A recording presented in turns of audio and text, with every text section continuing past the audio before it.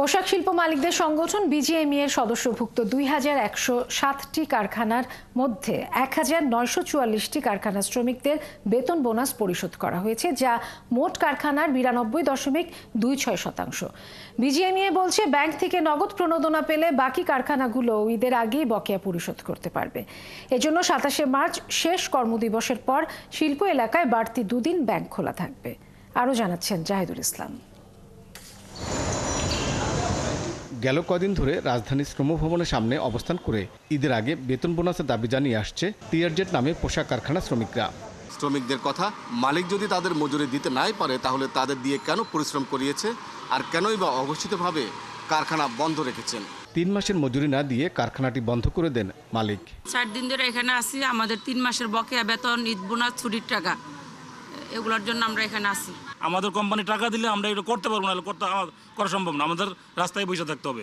বাচ্চা আছে একটা, আমার মা বাবা আছে, সবাই আছে, তাদের জন্য এখনো পর্যন্ত একটা সুতার গুনশি পর্যন্ত আমরা কিনতে পারি নাই। তবে এটিকে বিচ্ছিন্ন ঘটনা দাবি করে বিজিএমই বলছে 92% পোশাক কারখানা শ্রমিকরাই বেতন এবং বোনাস পেয়েছেন।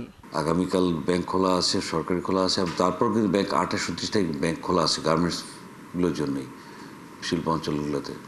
তো সেই হিসেবে আমরা বিশ্বাস করি এগুলো বোনাস হয়ে যাবে এবং আমাদের শ্রমিক ভাইরা তারা ঈদের ছুটিতে যাওয়ার সময় মার্চের অগ্রিমটা তারা পেয়ে যাবে। শ্রমিক নেতারা বলছেন, কিছু মালিক সরকারের কাছ থেকে ঋণ পাওয়ার আশায় বসে থাকে।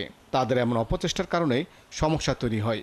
কতিপয় মালিক একটি সুবিধা গোষ্ঠী আছেন যারা চেষ্টা করেন ঈদকে সামনে রেখে সরকারের থেকে কোনোভাবে ঋণ নিয়ে এই বেতন বোনাস দেওয়ার একটা অপচেষ্টা করে। আমি বলবো এইটা থেকে সরকার এবার বেরিয়ে এসেছে এবং সতর্ক অবস্থানে আছে। যদিও শ্রম মন্ত্রণালয়ের নির্দেশনা ছিল বোনাসের পাশাপাশি সক্ষমতা সাপেক্ষে মার্চের পূর্ণ অথবা অর্ধেক মজুরি পরিশোধ করার। বিজিএমইএর সাবেক এই সহসভাপতি বলছেন, নির্দেশনার পাশাপাশি সরকারের উচিত এই বিষয়ে সঠিক নীতি প্রণয়ন ও অর্থের যোগান দেওয়া। সরকারের উচিত আমাদের যারা শ্রম মন্ত্রণালয় এবং ministry of industries, ministry of commerce সবার সাথে কথা বলে এখানে একটা পলিসি সাপোর্ট নিয়ে আসা, or policy plus finance support নিয়ে আসা, যাতে করে ক্যাশ ফ্লোতে মালিকরা কোনো ধরনের প্রেসারে না থাকে। তার মতে, রমজানে কারখানার উৎপাদন কমে যায়, তাই ক্ষুদ্র ও মাঝারি শিল্প মালিকদের কথা বিবেচনা করে নগদ টাকার প্রবাহ বাড়ানোর প্রয়োজন। জাহিদুল ইসলাম, 71, ঢাকা।